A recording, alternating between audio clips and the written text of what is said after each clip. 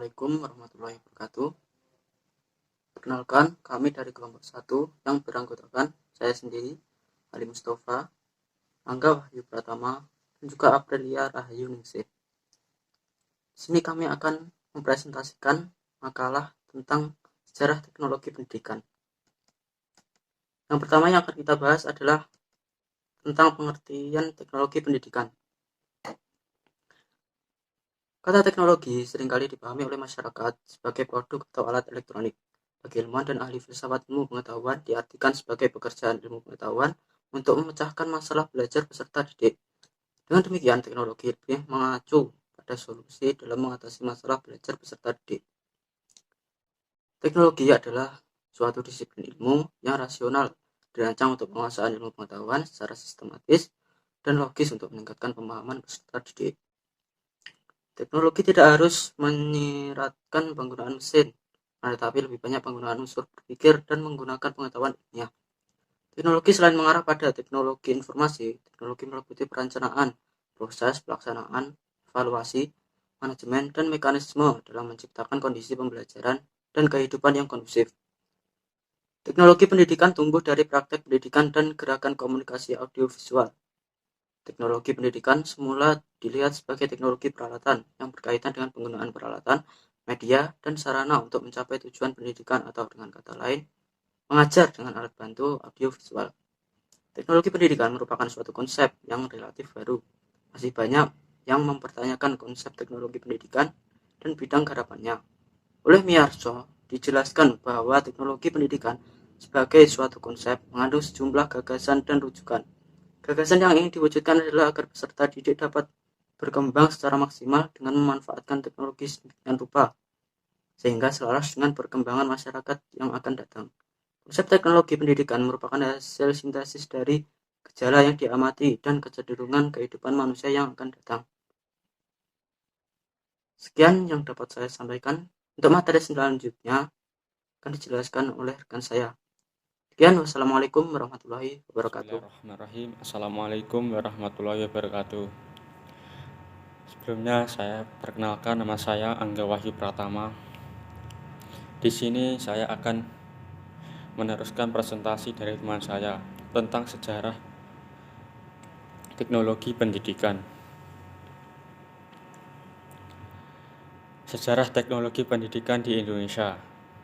Praktis pendidikan ingin membuat pembelajaran lebih efisien dan efektif.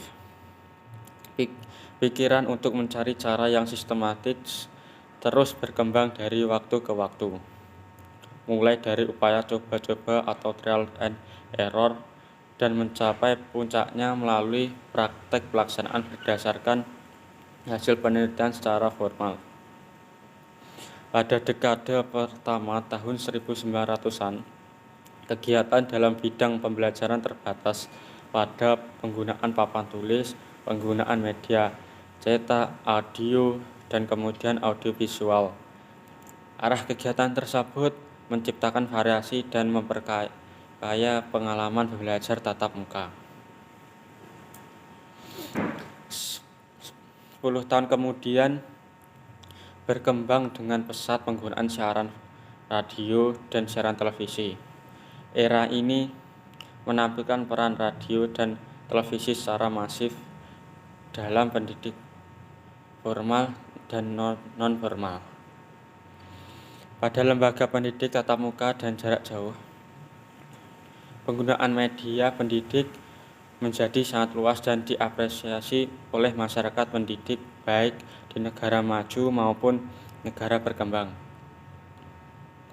Pada tahun 1990-an, berkembang penggunaan teknik matching dengan materi pembelajaran yang terprogram berbasiskan psikologi behaviorisme.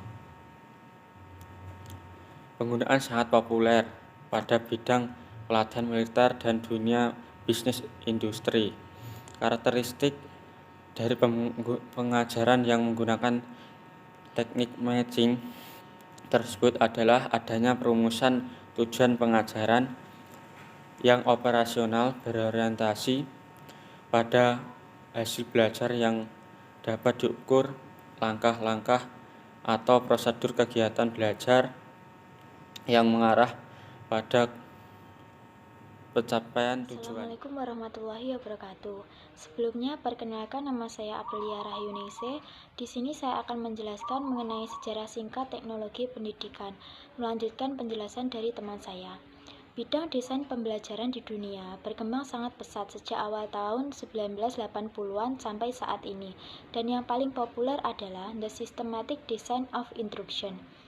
Model yang dikenal dengan nama Dick and Gray ini telah merambah penggunanya ke seluruh dunia. Penerapannya sangat populer, baik untuk pembelajaran tatap muka maupun jarak jauh.